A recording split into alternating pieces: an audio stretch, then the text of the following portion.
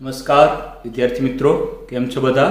આજે ધોરણ 12 વિષય અર્થશાસ્ત્રની અંદર આપણે પ્રકરણ નંબર 4 બેન્કિંગ અને નાણાકીય નીતિની અંદર આપણે આજે હવે છેલ્લા મુદ્દા તરફ જઈ રહ્યા છીએ. આજનું આપણું પ્રશ્ન છે, રિઝર્વ બેંક ઓફ ઇન્ડિયા દ્વારા જે નાણાકીય નીતિ બહાર પાડવામાં આવે છે એના સંદર્ભમાં છે. નાણાકીય નીતિ એટલે શું? નાણાકીય નીતિના સાધનો સમજાવો. બે પ્રકારના સાધનો હોય, ગુણાત્મક અને પરિમાણાત્મક. તો વિદ્યાર્થી મિત્રો, આપણે આજે આ વિડીયોની અંદર દેશમાં નાણાકીય નીતિ કોને કહેવામાં આવે છે, આરબીઆઈ કઈ રીતે નાણાકીય નીતિ બહાર પાડે છે, આ પ્રશ્નની આપણે ચર્ચા કરીએ. તો વિદ્યાર્થી મિત્રો, સૌથી પહેલાં તો નાણાકીય નીતિ કોને કહેવાય એ વાતને સમજવાનો આપણે પ્રયત્ન કરીએ છીએ. અર્થશાસ્ત્રના સિદ્ધાંત મુજબ નાણાકીય નીતિ એટલે અર્થતંત્રમાં નાણાંની માંગ અને નાણાંના પુરવઠાનું સંચાલન અને નિયંત્રણ કરવા અંગેની નીતિ. તો શું વાત કરે છે કે અર્થતંત્રની અંદર જે નાણાંની માંગ ઉદ્ભવે છે અને એના લીધે જે નાણાંનો પુરવઠો આવે છે તેનું સંચાલન અને નિયંત્રણ કરવા અંગે જે આરબીઆઈ નીતિ ઘડે એ નીતિને કહેવાય નાણાકીય નીતિ. નાણાંની માંગ અને નાણાંના પુરવઠામાં અસમતુલા હોય તો અર્થતંત્રમાં ફુગાવો કે મંદી આવી જાય. તો ફુગાવો અને મંદી બંને દેશના વિકાસ માટે ખૂબ જ ખરાબ બાબત છે. તો રિઝર્વ બેંક હંમેશા આવું વિચારે કે આપણે ફુગાવો પણ ન જોઈએ અને મંદી પણ ના જોઈએ. તો આ બંને દૂર થાય, બરાબર, અને અર્થતંત્ર વિકાસની ગાડી ઉપર ચાલ્યા કરે, તો એના માટે એક નીતિ પોલિસી બનાવવી પડે. આવી પોલિસીને નાણાકીય નીતિ તરીકે ઓળખવામાં આવે છે. વિદ્યાર્થી મિત્રો, પછી વાત કરીએ તો આંતરરાષ્ટ્રીય બજારમાં નાણાંના મૂલ્યને અસર પહોંચે છે તથા અર્થતંત્રમાં અસ્થિરતા આવે છે, બરાબર. કારણ કે આંતરરાષ્ટ્રીય બજારની અંદર નાણાંનું જે વેલ્યુ છે, બરાબર, એમાં મોટા પ્રમાણમાં ફેરફારો થયા કરે છે અને તેની સીધી અસર નાણાંના મૂલ્યને અને અર્થતંત્રમાં અસ્થિરતા લાવવામાં આવે છે. માટે નાણાંની માંગ અને નાણાંનું પુરવઠાનું સંચાલન અત્યંત જરૂરી બની જાય છે અને આથી જ નાણાકીય નીતિની સ્થિરતા લાવવા માટેની નીતિ તરીકે પણ ઓળખવામાં આવે છે. એટલે એને સ્થિરતા લાવવા માટેની નીતિ તરીકે પણ ઓળખવામાં આવે છે. વિદ્યાર્થી મિત્રો, અહીંયા આપણે વાત કરીએ છીએ ભારતના શરૂઆતના વર્ષોમાં નાણાકીય નીતિનો હેતુ નાણાંનું પ્રમાણ, મૂલ્ય અને સ્વરૂપને નિયંત્રિત કરવાનો હતો. હાલના સમયમાં નાણાકીય નીતિનો ઉપયોગ શાક સર્જનના નિયંત્રણ માટે થાય છે. અહીંયા વિભાગ એ અને બી માટે ખાસ યાદ રાખવાનું બે પ્રશ્નો અહીંયા છે કે શરૂઆતના વર્ષોમાં આરબીઆઈ નાણાકીય નીતિનો હેતુ કયા સંદર્ભમાં કરતી હતી? તો નાણાંનું પ્રમાણને જાળવવા માટે, નાણાંનું મૂલ્ય કેટલું છે એ સંદર્ભમાં જોવા માટે અને નાણાંના સ્વરૂપને નિયંત્રિત કરવા માટે. પણ હાલના સમયમાં તો શાક સર્જનના નિયંત્રણ, શાક સર્જન આપણે સમજી ચૂક્યા છીએ, બરાબર, કે વેપારી બેન્કો દ્વારા અર્થતંત્રમાં જે નાણાંનો જથ્થો કે પુરવઠો ઠાલવવામાં આવે તેને શાખ નિયંત્રણ કહેવામાં આવે. તો શાખ નિયંત્રણ કરવા માટે આરબીઆઈ એક મોનિટરિંગ પોલિસી બહાર પાડે છે જેને આપણે નાણાકીય નીતિ તરીકે ઓળખીએ છીએ. વિદ્યાર્થી મિત્રો, આપણે અહીંયા નાણાકીય નીતિની વ્યાખ્યા પણ સમજી લઈએ. તો સૈદ્ધાંતિક વ્યાખ્યા તપાસીએ તો નાણાકીય નીતિ એટલે નાણાકીય સત્તા દ્વારા લેવાયેલા એવા સભાન પગલાં જે નાણાંના જથ્થા, ઉપલબ્ધિ અને નાણાંના ખર્ચમાં પરિવર્તન લાવે છે. એટલે વિચારો શું કહે છે કે એવી કોઈ સંસ્થા, હવે ભારતમાં સંસ્થા કોણ છે? આરબીઆઈ, જેની પાસે નાણાકીય સત્તા આપવામાં આવેલી છે. હવે એના દ્વારા જે પગલાં લેવાય એ પગલાંથી નાણાંનો જથ્થો, ઉપલબ્ધિ એટલે કે નાણાંનું પ્રમાણ કેટલું છે, અત્યારે માર્કેટમાં નાણું કેટલું ફરી રહ્યું છે, અને આ નાણાંના ખર્ચમાં શું પરિવર્તન લાવી શકીએ એના માટે જે એક પ્રકારની પોલિસી ઘડવામાં આવે તેને નાણાકીય નીતિ તરીકે ઓળખવામાં આવે છે. બીજી વ્યાખ્યા વિદ્યાર્થી મિત્રો એમ કહે છે કે સામાન્ય આર્થિક નીતિના હેતુઓને સિદ્ધ કરવા માટે સર્વોચ્ચ બેંકના હસ્તક નાણાંના પુરવઠાને અંકુશિત કરવાના સાધનો સોંપતી નીતિ એટલે નાણાકીય નીતિ. તમને પાઠ નંબર 3 ફુગાવાવાળા પાઠમાં તો ખ્યાલ હશે કે દેશમાં જો ભાવ વધી જાય, અસ્થિરતા આવી જાય તો દેશને વ્યાપક પ્રમાણમાં નુકસાની થાય છે. તો આવી નુકસાની ન થાય એના માટે આરબીઆઈ શું કરે છે? નાણાકીય નીતિ બહાર પાડે છે. તો પાછી વ્યાખ્યા શું છે કે સામાન્ય આર્થિક નીતિના હેતુઓને સિદ્ધ કરવા માટે સર્વોચ્ચ બેંક, કઈ છે સર્વોચ્ચ બેંક? આરબીઆઈ ના હસ્તકમાં જે નાણાંનો પુરવઠો રહેલો છે તેને કંટ્રોલિંગ કરવું છે, અંકુશિત કરવાના સાધનો સોંપતી નીતિ એટલે નાણાકીય નીતિ તરીકે ઓળખવામાં આવે છે. બીજી સાદા અર્થમાં વિદ્યાર્થી મિત્રો અહીંયા બીજી વ્યાખ્યા એમ પણ આપી શકાય કે દેશના આર્થિક વિકાસની પ્રક્રિયાને ધ્યાનમાં રાખીને પ્રજાનું હિત જાળવીને આર્થિક સ્થિરતા માટે સર્વોચ્ચ બેંક દ્વારા નાણાંનો પુરવઠો અંકુશિત કરવા અંગેની નીતિ એટલે નાણાકીય નીતિ તરીકે ઓળખવામાં આવે છે. તો તમે આ વ્યાખ્યા પણ સમજી ચૂક્યા હશો કે જેનાથી દેશનો વિકાસ પણ જળવાઈ રહે, પ્રજાનું હિત પણ જળવાઈ રહે, આર્થિક સ્થિરતા પણ સાચા અર્થમાં હોવી જોઈએ. તો આ બધી બાબતો લાવવા માટે રિઝર્વ બેંક ઓફ ઇન્ડિયા જે નાણાંનો પુરવઠો છે એને શું કરે છે? તો એને કંટ્રોલિંગ કરે છે. બરાબર. હવે આને કંટ્રોલિંગ કરવા માટે જે નીતિ ઘડવામાં આવે તે નીતિને નાણાકીય નીતિ તરીકે ઓળખવામાં આવે છે. વિદ્યાર્થી મિત્રો, આપણે નાણાકીય નીતિ આરબીઆઈ કઈ રીતે ઘડે છે, કેવા પ્રકારની હોય છે, એ વાતને આપણે સમજવા માટે એક નાનકડા વિડીયોની આપણે વિદ્યાર્થી મિત્રો અહીંયા મદદ લઈ શકીએ. रिजर्व बैंक ने मौद्रिक नीति समिति के फैसलों की घोषणा की. आरबीआई गवर्नर शक्तिकांत दास ने बताया कि रिजर्व बैंक ने रेपो रेट और रिवर्स रेपो रेट में किसी तरह का कोई भी बदलाव नहीं किया है. गवर्नर शक्तिकांत दास ने कहा कि रेपो रेट को 4% और रिजर्व रेपो रेट को 3.3% पर बरकरार रखा गया है. शक्तिकांत दास ने कहा कि मॉनेटरी पॉलिसी को लेकर आक्रामक रुख तब तक जारी रहेगा जब तक इसकी जरूरत होगी. इसके साथ ही उन्होंने कहा कि हमारी महंगाई दर इस पर पूरी नजर है और ये पूरी कोशिश भी है कि कोरोना के असर को कम से कम किया जाए. इसके साथ ही उन्होंने बताया कि मध्यम और लघु उद्योगों के उत्थान के लिए कई कदम उठाए गए हैं. The MPC sifted through domestic and global conditions and evaluated their unfolding impact on the overall outlook for India and the world. At the end of its deliberations, the MPC voted unanimously to leave the policy repo rate unchanged at 4% and continue with the accommodative stance of monetary policy as long as necessary to revive growth, mitigate the impact of COVID-19 while ensuring that inflation remains within the target going forward. The marginal standing facility rate and the bank rate remain unchanged at 4.25%. The reverse repo rate also stands unchanged at 3.35%. તો વિદ્યાર્થી મિત્રો, video જોઈને તમને ખ્યાલ તો આવ્યો હશે કે આરબીઆઈ કઈ રીતે નાણાકીય નીતિ ઘડવાનું કાર્ય કરે છે. હવે વિદ્યાર્થી મિત્રો, આપણે આપણા મુખ્ય પ્રશ્ન ઉપર આવી તમે વ્યાખ્યા તો સમજી ચૂક્યા કે નાણાકીય નીતિ કોને કહેવામાં આવે છે. હવે નાણાકીય નીતિના સાધનોની વિદ્યાર્થી મિત્રો આપણે અહીંયા વાત કરીએ તો નાણાકીય નીતિના મુખ્ય સાધનો બે છે. આ ખાસ યાદ રાખવાનું. બરાબર. નાણાકીય નીતિના સાધનો કેટલા? બે. એક પરિમાણાત્મક સાધનો અને બીજા છે ગુણાત્મક સાધનો. વિદ્યાર્થી મિત્રો, અહીંયા આપણો જે પ્રશ્ન છે એ માત્ર પરિમાણાત્મક સાધનોના સંદર્ભમાં છે. ગુણાત્મક સાધનો માટે આપણે બીજા પ્રશ્નમાં ત્યારે એની વાત કરશું. તો અહીંયા પહેલું સાધન છે પરિમાણાત્મક સાધનો. પરિમાણાત્મક સાધનો સમગ્ર અર્થતંત્ર પર એક સરખી અસર પહોંચાડે છે. આ માટે સાધનોને સામાન્ય સાધન તરીકે પણ ઓળખવામાં આવે છે. એટલે જેની અસર છે ને સમગ્ર અર્થતંત્રમાં એના જે અલગ અલગ સાધનોની અસર કેવી હોય તો એક સરખી હોય. પછી બેંક રેટ હોય, રેપો રેટ હોય કે રિવર્સ રેપો રેટ હોય અથવા તો CRR હોય.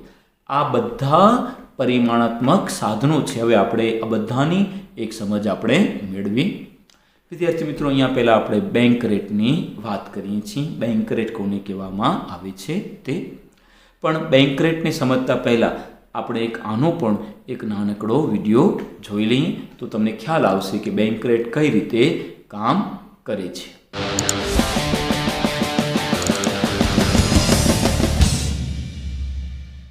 भारतीय रिजर्व बैंक ने रेपो रेट 25 बेसिस पॉइंट घटाने का ऐलान किया. इसे 6.5 से घटाकर 6.25 कर दिया गया. आरबीआई ने रिवर्स रेपो रेट और बैंक दर में कोई बदलाव नहीं किया. रिवर्स रेपो रेट 6% और बैंक दर 6.5% ही रहेगी. अब आप मुझे ये बताइए, आपको कुछ पल्ले पड़ा? नहीं, जो आर्थिक जगत के विद्वान हैं उनसे नहीं कह रहा हूँ, मैं अपने जैसे लोगों से कह रहा हूँ। Repo rate, reverse repo rate, basis point, ये कम समझ में आते हैं, मुझे तो और भी कम। इसलिए मैंने कहा कि भाई मेरे जैसे जितने भी लोग हैं उन्हें समझाने के लिए जरा आसान भाषा में बताइए कि ये सब है क्या। पहला सवाल, भारतीय रिजर्व बैंक का क्या काम है? जैसे देशों में बहुत सारे एमपी चुने जाते हैं, फिर उनका सिरमौर बनता है देश का प्रधानमंत्री, उसी तरह से रिजर्व बैंक देश में तमाम बैंकों का प्रधानमंत्री है। देश में जितने सरकारी या गैर सरकारी बैंक चल रहे हैं, इन सब की निगरानी करना रिजर्व बैंक का काम है। रिजर्व बैंक ही एक पॉलिसी बनाकर इन बैंकों को देती है, जिसके आधार पर बैंकों को अपना कामकाज करना होता है। अगला सवाल, रेपो रेट और रिवर्स रेपो रेट क्या होते हैं? रिजर्व बैंक के कई काम होते हैं, उसमें एक काम होता है नीतिगत दरों पर फैसला करना। अब ये नीतिगत दरें, एक और टर्म आ गया। नीतिगत दरें उनको कहा जाता है जिनके आधार पर रिजर्व बैंक और दूसरे कमर्शियल बैंकों के बीच लेन देन होता है। मसलन आपने एक बैंक खोला, अब आपको अपना कामकाज चलाने के लिए लोन लेना है, या कामकाज बढ़िया चल रहा है तो अपना कमाया हुआ पैसा कहीं जमा करना है। ऐसे में आता है रिजर्व बैंक। बाकी सारे बैंक इस वक्त के लिए रिजर्व बैंक से लोन लेते हैं कम समय के लिए। वो लोन जिस दर पर लिया जाता है उसे रेपो रेट कहते हैं। इससे उलट जब बैंक को अपना पैसा रिजर्व बैंक में जमा करना होता है तो उसे ब्याज मिलता है, और ब्याज की इस दर को कहा जाता है reverse repo rate. Repo rate, reserve bank दूसरी बैंकों को कितने ब्याज पे पैसा दे रहा है। रिवर्स रेपो रेट, जब वो दूसरे बैंक अपना पैसा रिजर्व बैंक में जमा कर रहे हैं तो उनको कितना ब्याज मिल रहा है। सवाल नंबर 3, रेपो रेट की कम या ज्यादा होने से आप पर या मुझ पर क्या असर होगा?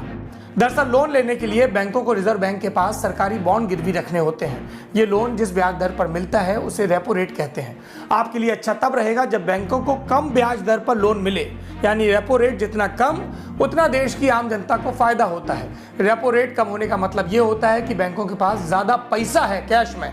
ऐसे में जब बैंक मालामाल होगा तो उसकी मार आम आदमी पर कम होगी, यानी बैंक आपसे भी कम ब्याज लेगा, लोन सस्ते होंगे, अच्छी स्कीमें होंगी। और जब आपको पैसा कम लोन पर मिलेगा तो आप पैसा लोगे, कभी घर बनवाओगे, कभी गाड़ी लोगे, और जब पैसा मार्केट में घूमने लगेगा तो तेजी आएगी, यानी कि खूब सारे रोजगार सृजित होंगे। ऐसे में अगर पैसा उधार लेना हो तो बैंकों के हाथ खुले रहने जरूरी है, और जिनके लोन पहले से चल रहे हैं उनके भी मुंह पर मुस्कान आ जाती है, क्योंकि उनको महीने की किस्त कम देनी पड़ेगी। अगला सवाल, रिवर्स रेपो रेट हमें कैसे प्रभावित करेगा? रिवर्स रेपो रेट नाम से साफ है, ये रेपो रेट का उल्टा है, जैसा अभी समझाया। जिस ब्याज दर पर बैंक अपना पैसा रिजर्व बैंक में जमा करते हैं उसे रिवर्स रेपो रेट कहते हैं। भाई साहब बार बार इसलिए बता रहा हूं ताकि पक्का सा याद हो जाए, आगे कभी इस पर एक्सप्लेनर ना करना पड़े। बैंकों के पास अपने रोजाना के कामकाज के बाद काफी पैसा बच जाता है। अब ये बैंक में पड़े पड़े अंडे तो देगा नहीं, सो बैंक इस पैसे को वापस रिजर्व बैंक के पास रख देते हैं और बदले में कुछ ब्याज कमा लेते हैं। अब आपको लगेगा कि रिवर्स रेपो रेट जितना ज्यादा हो उतना आपके लिए अच्छा रहेगा, क्योंकि फिर आपके बैंक के पास ज्यादा पैसे होंगे और बैंक आपको ज्यादा फायदा देगा। लेकिन ऐसा है नहीं। रिवर्स रेपो रेट ज्यादा हो गया तो बैंक लालच में आकर ज्यादा ब्याज कमाने के चक्कर में रिजर्व बैंक में ज्यादा पैसा जमा करने लगेंगे। बैंक को ज्यादा पैसा देंगे, आपको कम पैसा देंगे। नुकसान किसका हुआ? आपका। इसलिए जरूरी यह है कि रिवर्स रेपो रेट एक बैलेंस में रहे, न जरूरत से ज्यादा न जरूरत से कम। और रिजर्व बैंक ने अभी रिवर्स रेपो रेट क्या रखा है? 6% रखा है। आज के शो में बस इतना ही। अपना और अपनों का खूब ख्याल रखिए, स्वस्थ रहिए, बढ़िया भोजन करिए, अच्छे से संवाद करिए और अध्ययन जरूर करिए। किताबें आपकी सबसे अच्छी दोस्त होती हैं, ये बात यूं ही नहीं कही गई। शुभ रात्रि।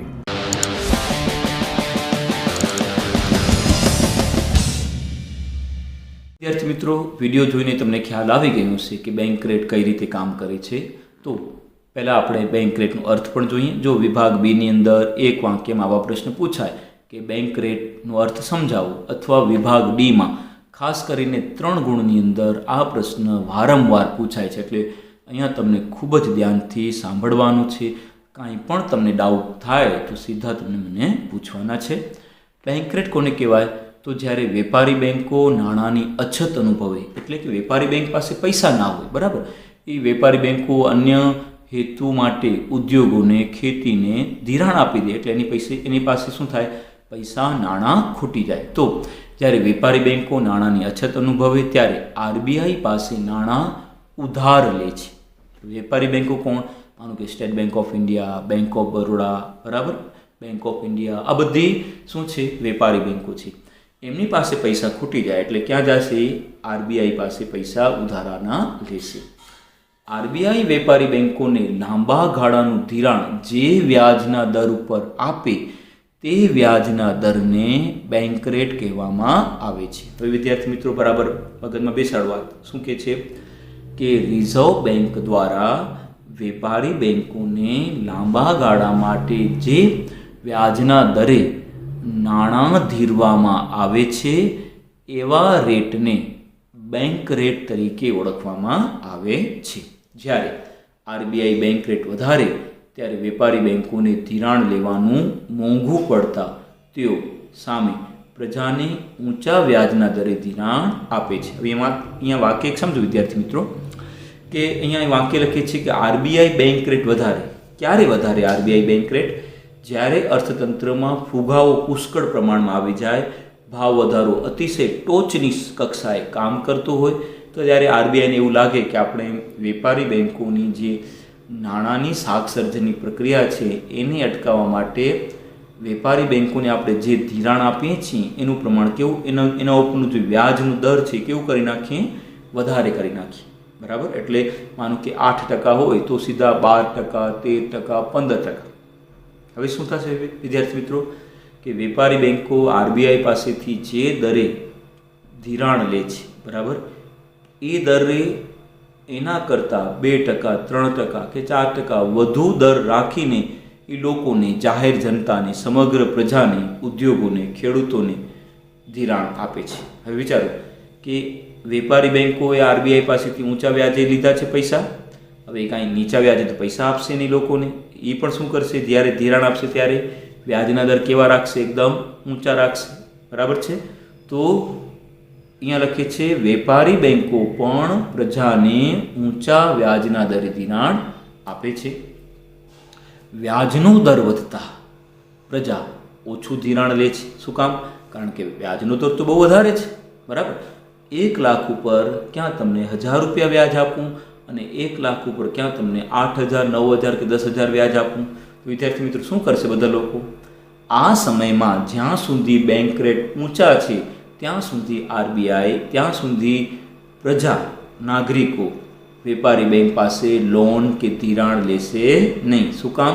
કારણ કે મોંઘી છે લોન. શું કામ મોંઘી છે? કારણ કે વ્યાજના દર બહુ વધી ગયા છે. પહેલાં માનો કે હાઉસિંગ લોન 7% હતી, હવે માનો કે હાઉસિંગ લોન 12% થઈ જાય તો કેટલા ટકા વધી ગયા? 5% વધી ગયા. તો લોકોને શું કેવી લાગશે? એકદમ મોંઘી. તો લોકો વિચારશે હમણાં લોન લેવાનું ટાળો, પછી લોસ, પછી જ્યારે વ્યાજના દર નીચે જશે ત્યારે આપણે લઈ લઈશું, પણ હમણાં તો જરાય પણ નહીં. બરાબર? આના લીધે અર્થતંત્રમાં નવા નાણાંનું સર્જન થશે નહીં, કારણ કે વેપારી બેંક પાસે કોઈ લોન લેવા માટે આવશે જ નહીં. સમજો છો વાક્ય? કારણ કે વ્યાજના દર ઊંચા હોવાના લીધે સામાન્ય જનમાનસ છે, પ્રજા છે, નાગરિકો છે, એ લોન લેશે નહીં. એટલા માટે નહીં લે કારણ કે એને લોન બહુ મોંઘી લાગશે. વ્યાજના દર કેવા છે? એના ઊંચા છે. આના લીધે અર્થતંત્રમાં નાણાંનો પુરવઠો આપવા ઘટી જશે, કારણ કે વેપારી બેંક પાસે કોઈ લોન લેવા નહીં જાય તો માર્કેટમાં પૈસા આવશે જ કેમ? જ્યારે અર્થતંત્રમાં ફુગાવો હોય ત્યારે આરબીઆઈ બેંક રેટ વધારીને નાણાંનો પુરવઠો ઘટાડે છે, જેથી ફુગાવો શું થઈ જાય? ઓછો થઈ જાય. હવે વિદ્યાર્થીઓ, મંદી કોને કહેવાય? અતિશય ભાવ ઘટાડો. જ્યાં ભાવ અતિશય નીચા ચાલ્યા જાય, બેરોજગારીનું પ્રમાણ અતિશય ઊંચું ચાલ્યું જાય, ઉત્પાદન સાવ ઠપ થઈ ગયું હોય ત્યારે અર્થતંત્રમાં મંદી આવે. મંદી પણ બહુ ખરાબ કહેવામાં આવે છે. તો મંદીને રોકવા માટે પણ આરબીઆઈ વિદ્યાર્થી મિત્રો કામ કરે છે. કઈ રીતે કામ કરે છે એ પણ એક સમજીએ. તો આરબીઆઈ બેંક રેટના દર કેવા કરશે? એકદમ નીચા. માનો કે 3%, 4%, 5%. હવે વેપારી બેંકો એની પાસે સસ્તા દરે વ્યાજ પૈસા લેશે અને લોકોને પણ શું કરશે? સસ્તા દરે ધિરાણ આપશે. પરિણામે લોકોને વ્યાજનો ખર્ચ વધશે નહીં. વ્યાજનો ખર્ચ ના વધે એટલે લોકો શું કરશે? વપરાશ વધારશે. વપરાશ વધે એટલે અર્થતંત્રમાં નાણાંનો પુરવઠો આવી જાય. વેપારીઓની વસ્તુનું વેચાણ શું થાય? વધી જાય. વધી જાય એટલે આપોઆપ મંદી દૂર થઈ જાય, રોજગારી આવી જાય અને ઉત્પાદનમાં વધારો થઈ જાય. તો મંદી હોય ત્યારે તેનાથી ઉલટું કરવામાં આવે છે. જ્યારે નાણાંની માંગ કરતાં નાણાંનો પુરવઠો વધુ હોય, કે જરાક સમજો, નાણાંની માંગ કરતાં નાણાંનો પુરવઠો વધુ હોય ત્યારે બેંક શું કરે છે? બેંક રેટ એટલે ફુગાવો સર્જાય છે. અને એનાથી ઉલટું જ્યારે નાણાંની માંગ કરતાં નાણાંનો પુરવઠો ઓછો હોય ત્યારે મંદી સર્જાવવામાં આવે છે. વિદ્યાર્થી મિત્રો, અહીંયા તમને ખાસ આ એક ટેબલ છે આપણી ટેક્સ્ટ બુકની અંદર આપવામાં આવેલું છે. તમે ત્યાં જોઈ શકો છો કે આપણા દેશની અંદર અલગ અલગ વર્ષોમાં બેંક રેટ આરબીઆઈએ કેટલું રાખ્યું હતું એનું એક આ ટેબલ આપવામાં આવેલું છે. જો તમને વિભાગ ડીની અંદર 3 ગુણમાં આ પ્રશ્ન આવે તો આ ટેબલ તમને ફરજિયાત લખવાનું રહેશે. અહીંયા જો વર્ષ અને બેંક રેટ 1953માં 3.5% દરે આરબીઆઈ વેપારી બેંકોને લોન આપતી હતી. 1981 10%, 1991 12% અને 2016માં કેટલા? 17% દરે આરબીઆઈ 7% દરે આરબીઆઈ શું કરતી હતી? બેંક રેટ રાખી હતી. એટલે આ રેટ ઉપર વેપારી બેંકો ધિરાણ લઈ શકે છે. આ બરાબર તમને યાદ રાખજો આખું ટેબલ. પછી વિદ્યાર્થી મિત્રો, અહીંયા તમને વાત કરું તો બેંક રેટ ખૂબ નીચો રાખવાની નીતિને સસ્તા નાણાંની નીતિ કહેવામાં આવે છે. ઘણીવાર વિભાગ બીમાં સસ્તું નાણું કોને કહેવાય? સસ્તું નાણું કોને કહેશો? કે જ્યારે આરબીઆઈ બેંક રેટ એકદમ નીચા રાખવાથી શું થશે? કઈ રીતે? તો જો આરબીઆઈ માનો કે અત્યારે 12% ચાલતા હોય, આરબીઆઈ સીધા કરી નાખે 5%, 4%, બરાબર? તો વેપારી બેંકો પણ શું કરશે? આરબીઆઈ પાસેથી પુષ્કળ પૈસા લેશે અને વેપારી બેંકો પણ ખૂબ ઊંચા દરે ધિરાણ આપશે નહીં. એ પણ શું કરશે? વ્યાજના દર એકદમ નીચા કરી નાખે. માનો કે આરબીઆઈ પાસેથી 5% લીધા તો 2% એનો પોતાનું માર્જિન, અને લોકોને કેટલા ટકા આપશે? 7%, બરાબર? તો એનાથી અર્થતંત્રમાં નાણાંનો પુરવઠો આપોઆપ વધી જશે. એને કહેવાય સસ્તા નાણાંની નીતિ. ક્લિયર? ચાલો પછી બીજી વાત કરીએ. બેંક રેટ ખૂબ ઊંચો રાખવાની નીતિને મોંઘા નાણાંની નીતિ કહેવામાં આવે છે. હવે તમને ખાસ યાદ રાખવાનું, બેંક રેટ ઊંચો ક્યારે હોય? જ્યારે અર્થતંત્રમાં ફુગાવો હોય ત્યારે.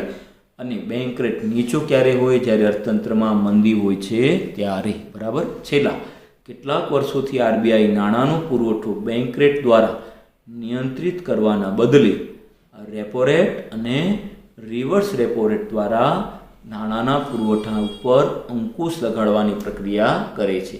તો વિદ્યાર્થી મિત્રો, હવે આપણે રેપો રેટ શું છે, રિવર્સ રેપો રેટ શું છે એની વાત આપણે કરીએ. તો ચાલો વિદ્યાર્થી મિત્રો, અહીંયા રેપો રેટ માટે તૈયાર થઈ જાઓ. આ પણ વિભાગ ડીમાં આવે તેવું પ્રશ્ન છે. વિભાગ બીમાં પણ આવે કે રેપો રેટ અને રિવર્સ રેપો રેટ સમજાવો, બરાબર? આ વખતે માર્ચ 2020 બોર્ડના પેપરમાં પણ વિભાગ સીમાં હતો. રેપો રેટ અને રિવર્સ રેપો રેટની વ્યાખ્યા આપો. વિભાગ સી એટલે કે 2 ગુણ. ચાલો, બેંક રેટ લાંબા ગાળાનો રેટ છે. આ તફાવત હું તમને એક હોમવર્કમાં કામ આપું છું. આ વિડીયો જોઈ લીધા પછી બેંક રેટ અને રેપો રેટનો તમને તફાવત શોધવાનું છે, બરાબર? ચાલો, બેંક રેટ એ લાંબા ગાળાનો રેટ છે, તે માટે ટૂંકા ગાળાના બદલાતાઓ સ્ત્રોત નથી. જ્યારે રેપો રેટ અને રિવર્સ રેપો રેટ ટૂંકા ગાળામાં બદલી શકાય છે. આથી ટૂંકા ગાળાના નિયંત્રણ માટે સરળ બને છે. તફાવતમાં તમે જુઓ, બેંક રેટ એ લાંબા ગાળાના નિયંત્રણ માટે છે અને રેપો રેટ એ ટૂંકા ગાળાના નિયંત્રણ માટે જોવા મળે છે. હવે વિદ્યાર્થી મિત્રો, આની વ્યાખ્યા, રેપો રેટ અને રિવર્સ રેપો રેટ બંનેની વ્યાખ્યા આપણે સમજીએ. જો જ્યારે વેપારી બેંકોને ખૂબ ટૂંકા ગાળા માટે, એટલે કે 1 દિવસ, 7 દિવસ, 15 દિવસ જેવા ટૂંકું ગાળો, સમજો 1 જ દિવસ માટે જોઈએ, 7 દિવસ કે 15 દિવસ માટે પણ જોઈએ, ત્યારે નાણાંની જરૂર પડે ત્યારે તેઓ આરબીઆઈ પાસેથી નાણું માંગે છે. જે દરે આરબીઆઈ વેપારી બેંકોને આવું ધિરાણ આપે છે તેને કહેવાય રેપો રેટ. એટલે કે ટૂંકા ગાળામાં આરબીઆઈ વેપારી બેંકોને જે ધિરાણ આપે એના ઉપર જે વ્યાજ લેવામાં આવે એને શું કહેવાય છે? રેપો રેટ તરીકે ઓળખવામાં આવે છે. હવે વિદ્યાર્થી મિત્રો, રેપો રેટમાં રેપો એટલે કે રિપર્ચેસ રેટ. ટૂંકા ગાળાનું આવું ધિરાણ લેવા માટે વેપારી બેંકો આરબીઆઈને કોઈ વટાવ દરે પરત લેવાની શરતે પોતાની પાસે રહેલી જામીનગીરીઓ વેચે છે. આ વટાવનો દર એટલે રેપો રેટ. માનો કે આરબીઆઈ પાસે કોઈ પણ મિલકત છે, કોઈ પણ શેર છે કે ડિબેન્ચર છે, બરાબર? તો વેપારી બેંકો પાસે પડ્યું છે, એ બધું શું કરશે? આરબીઆઈને વેચી દેશે અને એના બદલામાં આરબીઆઈ વેપારી બેંકોને ધિરાણ કરશે. પણ જે દરે કરે તે દરને શું કહેશું આપણે? શું કહેશું? Repo rate. બરાબર. ફુગાવાના સમયે આરબીઆઈ રેપો રેટ વધારે છે. શું કામ વધારે છે? કારણ કે અતિશય ભાવ વધી ગયા હોય, અર્થતંત્રમાં નાણાંનો પુરવઠો અતિશય ચાલતો હોય અને એનાથી પણ વિશેષ હજી પણ લોકો વધુ નાણાંનો પુરવઠો માંગે છે. તો જો વધારે પૈસા આવી જશે તો નાણાંની માંગ કેવી થઈ જશે? એકદમ ઊંચી, અને નાણાંનો પુરવઠો એકદમ નીચો. તો આના લીધે બંને વચ્ચે સમતુલા આવશે નહીં. આપણે તો બંને વચ્ચે સમતુલા લાવવાની છે. તો આ બધા એના સાધન છે કે કઈ રીતે સમતુલા લાવવી. તો એના માટે ફુગાવા સમયે આરબીઆઈ રેપો રેટ વધારે છે, જેથી વેપારી બેન્કો ઓછું ધિરાણ લે. આરબીઆઈ શું કરે છે? રેપો રેટનો દર છે ને એકદમ ઊંચું રાખે, એટલે કોઈ બેંક લોન લેવા માટે આવતી જ નથી. બરાબર. અને પ્રજા સામે ઊંચા દરે ધિરાણ આપે. આમ પ્રજા ઓછું ધિરાણ લે છે અને નાણાંનો પુરવઠો તથા ફુગાવો પણ ઘટવા પામશે. મંદીના સમયે આરબીઆઈ શું કરશે? રેપો રેટને નીચા કરી નાખશે. બધી બેંકો લોન લે એટલે પુષ્કળ પ્રમાણમાં અર્થતંત્રમાં નાણાંનો પુરવઠો ઠાલવે. બરાબર. જ્યારે આરબીઆઈને ટૂંકા ગાળાનું ધિરાણ જોઈએ ત્યારે તે વેપારી બેંકો પાસેથી આવું ધિરાણ લે. કયા સમયમાં? ટૂંકા ગાળાનું જ્યારે ધિરાણ જોઈએ ત્યારે આરબીઆઈ શું કરે છે? તો વેપારી બેંકો આરબીઆઈ પાસેથી પૈસા લે છે. આવા રેટને શું કહેશું આપણે? રિવર્સ રેપો રેટ તરીકે ઓળખશું. હવે સમજો, રિવર્સ રેપો રેટમાં શું થાય? જો કે રેપો રેટમાં તો આરબીઆઈ વેપારી બેંકને લોન આપતી હતી. સમજો છો? આરબીઆઈ પોતે વેપારી બેંકને લોન આપતી હતી. હવે માનો કે રિવર્સ રેપો રેટમાં થાય કે વેપારી બેંકો આરબીઆઈને લોન આપે છે. વેપારી બેંકો શું કરે છે? આરબીઆઈને લોન આપે છે. એટલે કે આરબીઆઈને ટૂંકા ગાળાનું ધિરાણ જોઈએ ત્યારે તે વેપારી બેંકો પાસેથી આવું ધિરાણ લઈ લે અને એના ઉપર જે વ્યાજનો દર મૂકવામાં આવે એને આપણે શું કહીશું? Reverse repo rate. એટલે રિવર્સ રેપો રેટ તમે બરાબર યાદ રાખજો. બરાબર ટેક્સ્ટ બુકમાં તમે વાંચજો. જ્યારે આરબીઆઈને ટૂંકા ગાળામાં વેપારી બેંકો દ્વારા જે ધિરાણ આપવામાં આવે તે ધિરાણના પ્રમાણને શું કહીશું આપણે? રિવર્સ રેપો રેટ તરીકે ઓળખશું. બરાબર. તો વિદ્યાર્થી મિત્રો, રિવર્સ રેપો રેટની આગળ વાત કરીએ તો જ્યારે રિવર્સ રેપો રેટ વધુ હોય ત્યારે વેપારી બેંકો આરબીઆઈને લોન આપવા માટેનું વધુ આકર્ષણ હોય છે. માનો કે જો કે બજારમાં લોનનું પ્રમાણ 7% છે અને આરબીઆઈ કરી નાખે 9%, તો એ તો વેપારી બેંક છે. વેપારી બેંકને તો શું છે? વ્યાજ મળવું જોઈએ. હવે ઉદ્યોગો, ખેતીને 7% અને વેપાર અને સરકાર શું કરે? 9%. તો આરબીઆઈ ક્યાં પૈસા રાખશે? સરકારમાં આપશે કે લોન બીજી બધી બાબતો ખરીદવા માટે જશે? તો આરબીઆઈ કમ્પલસરી શું કરશે? સરકારને જ રૂપિયા બધા આપી દેશે. ત્યારે વેપારી બેંકોની આરબીઆઈને લોન આપવા માટેનું વધુ આકર્ષણ હોય છે અને તેઓ વધારાના નાણાં આરબીઆઈને ધિરાણ પેટે આપે. જેટલા પૈસા હોય તે બધા શું કરશે? આરબીઆઈને ધિરાણ પેટે આપે છે. ધિરાણ આપી શકે છે અને બજારમાં નાણાંનો પુરવઠો ઘટે છે. બરાબર.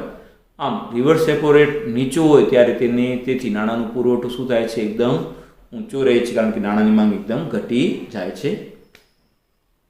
હવે વિદ્યાર્થી મિત્રો, એક ટેબલ તમે જોઈ શકો છો અહીંયા. આ ટેબલ છે ને વિદ્યાર્થી મિત્રો, કેવું છે કે છેલ્લા વર્ષોમાં રિવર્સ રેપો રેટ અને રેપો રેટનું જે પ્રમાણ છે તેની વાત કરીએ છીએ. તો જો વિદ્યાર્થી મિત્રો, જાન્યુઆરી 2006માં રેપો રેટનું પ્રમાણ કેટલું હતું? 6.5%. રિવર્સ રેપો રેટ હતો 5.50.